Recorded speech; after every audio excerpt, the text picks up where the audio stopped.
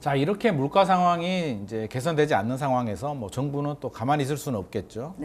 품목별 물가 관리를에 나서 수밖에는 없고 나서고는 있는데 일단 이 주요 내용들 저는 어떻게 나서는지가 좀 궁금한데요. 정부가 어떻게 하는지 주요 내용하고 또 시장의 반응까지도 좀 알려주시면 좋을 것 같습니다. 지금 이제 정부의 물가 관리가 이제 품목별 관리입니다. 그러니까 이제 가격, 이제 수급에 문제가 있어가지고 가격이 오르고 있거나 오를 거로 예상되는 그런 품목에 대해서 이제 여러 가지 지원책을 쓰는 거죠. 뭐 세금을 투입을 납품 단가 할인. 납품 세금을 단가 투자를 할인? 해가지고 세금 투자하는 거죠. 그러니까 막 이중삼중으로 지금 할인책을 쓰고 있어요. 그래서 납품 단가 할인, 그다음에 이제 특히 대형마트 같은 경우에 농산품 할인 쿠폰, 그것도 역시 정부가 지원하고요. 그 대신에 이제 마트가 또 이 매칭 펀드로 자체적으로 할인을 추가하도록 그렇게 하고 있습니다. 그래서 최근에 마트 가면 조금 쌀이 싼데 이제 전통시장이 이제 가격이 비싸다 보니까 또 거기에 또 이제 볼멘 소리들이 많이 나와가지고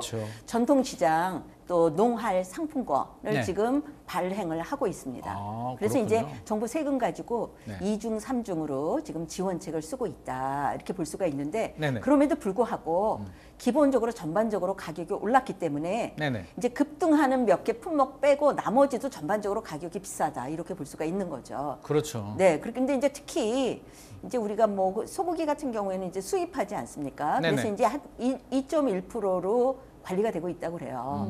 그런데 이제 농산물 같은 경우에는 수입하는 것도 있고 안 하는 것도 있고 그렇기 때문에 이제 가격이 급등했을 경우에 수입을 할 것인가 말 것인가도 아직은 이렇게 의견이 합치 안 된 상태고. 아직 결론을 못 내는 상황. 그렇죠. 그리고 이제 사과 같은 경우에도 지금 이제 비축 물량이 얼마나 되는지는 정부가 알고 있을 텐데 지금 새 사과 나오기 전까지 9월까지는 비축 물량 갖고 이제 버텨야 되는 거죠. 이거 좀 수입이 좀 필요하지 않을까요? 물론 이게 반대하는 또 목소리들이 있기 때문에 정부도 굉장히 좀 부담스럽긴 하는데 그래서 이제 한시적으로라도 좀 수입을 해야 된다 이런 의견들도 있고요. 그래서 이제 세금을 가지고 이중 삼중으로 할인책을 쓰고 있지만 시장의 반응은 뭐 그다지 썩 좋지 않아서 뭐 지난번 선거에서 뭐 대파 사건도 일어나고 뭐 그렇죠.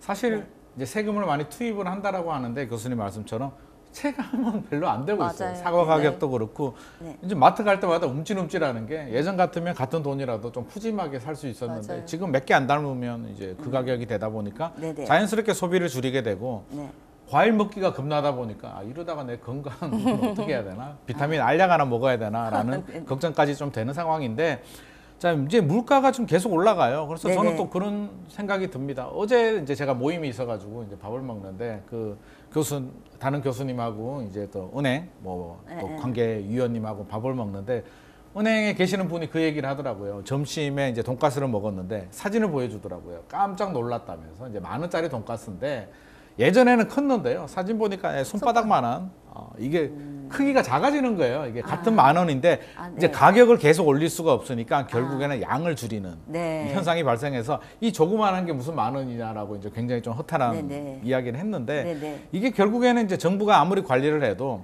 가격을 안 올릴게 대신에 양을 줄이는 이걸 이제 슈링크플레이션이라고 하는데 이 슈링크플레이션이 마트에만 생기는 것이 아니라 보통 우리가 이제 과자 봉지 양을 줄인다라고 하는데 이제 돈가스 가게, 식당에서도 가격을 올리다가 그게 더 이상 부담스러우니까 이제 결국에는 양을 줄이는 현상까지 발생하게 되는데 이 슈링크플레이션의 확산이 더 지속이 되겠죠? 예를 들면 그 가공식품 같은 경우에는 포장에 몇 g인지 써 있죠. 그렇죠. 그렇기 때문에 슈링크플레이션을 처음에는 발견을 못 하더라도 나중에 이렇게 확인할 수 있거든요. 확인할 수 있죠. 근데 이제 농산물 뭐 이런 것들은 양을 줄이면 특히 이제 외식업체에서 말씀하신 것처럼 돈가스의 크기를 줄이면 그건 어디에 이제 숫자를 써놓은 게 아니니까 맞습니다. 그냥 심리적으로 줄었구나를 파악할 뿐이지 그걸 이렇게 증명해내기가 쉽지 않은 그런 측면이 있다. 먹어도 뭔가 양이 안 차는데. 그리고 이제 아까 품목별 관리와 관련해가지고 조금 더 드릴 말씀은 이 품목별 관리를 지금 두더지 잡기 물가 관리다 이렇게 얘기한다고 그래요. 오르는 것만 잡는 건가요? 하나 내리면 다른 거 튀어오르고 그거 두들기면 다른 것도 튀어오르고. 어떻게 해요? 그러니까요. 그래가지고 지금 이제 사과하고 배 가격이 좀 내렸는데 그걸 잡았더니 예상하지 못했던 방울토마토, 양배추 당근 이런 가격이 또 올라가 있다릅니다. 그럼 또 잡아야 될까요? 그렇죠. 그러니까 이제 우리가 먹는 농산물의 종류가 정말 많은데 이렇게 두더지 잡기 뒤에 쫓아다니면서 이렇게 물가 관리를 할 건지 네. 아니면 전체적인 구조와 그다음에 수급 그거를 좀 총체적으로 좀 파악을 해가지고 조금 뭐 체계적으로 좀 대응을 하는 게 필요하지 않나 이런 생각이 듭니다. 좀 근본적인 좀 대책이 네. 필요하지 않을까. 그냥 세금 투입하는 것도 물론 당장의 효과를 보면 필요하겠지만 네, 이게 네. 저는 2024년 올 상반기 또는 하반기 1년 안에 해결된 문제는 이제 아니라는 네, 생각이 듭니다. 지속적으로 좀 정부 당국에서는 근본적인 문제 또 근본적인 해결책을 좀 고민을 해야 될 것 같고요.